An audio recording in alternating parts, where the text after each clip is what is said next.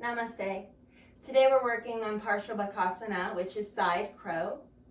What you'll need is your blanket, and you can use blocks if you'd like to. For this variation, it is a more advanced posture, and it is considered an arm balance. There are limited modifications for this particular pose. When you're ready, we're going to come onto our feet, bend the knees here as though you were in a chair pose. Then take your blanket out towards the side. This will be considered kind of like a crash pad in case you need it, so you have something to fall on. And then you're going to take your hands over, walk them over to the right. Plant your hands down about shoulder distance apart and pull the crown forward. Bend the elbows to create a shelf for your thigh, and then lean the weight forward. Look forward. From this space, you're going to lift the legs up and off the ground, keeping the knees parallel towards one another. You can extend the legs out long if you like, or you can keep the knees in. From here, you sustain for a few rounds of breath. Keep pressing into the hands. And then on your exhale, slowly float the feet back down. You'll be in more of a squat position, and then come to the other side. Any of the limitations that you'll experience here will be more in the wrists, so it's always nice to give yourself some wrist rolls and rotations, as well as to offer some rotations through interlacing the fingers so that you can eliminate any tension that builds up into the wrist area. You do want to encourage the triceps to work very active in this pose, as well as the torso as you're breathing profoundly. The deeper the breath, the easier the pose.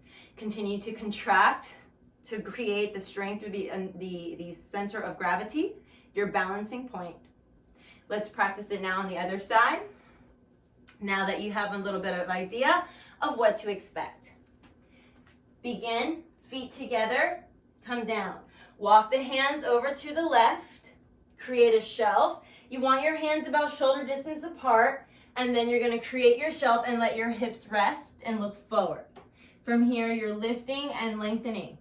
You might extend the legs out long, or you might keep them in.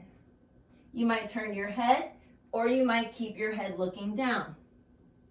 Any variation is welcome here, and slowly bring yourself back to center, coming into your little squat, and then back to your seat.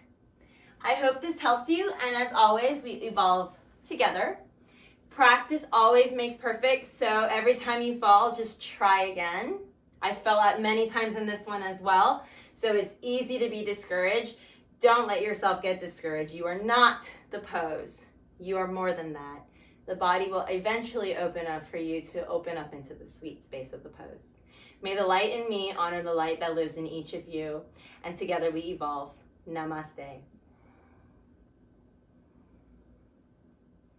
Thank you.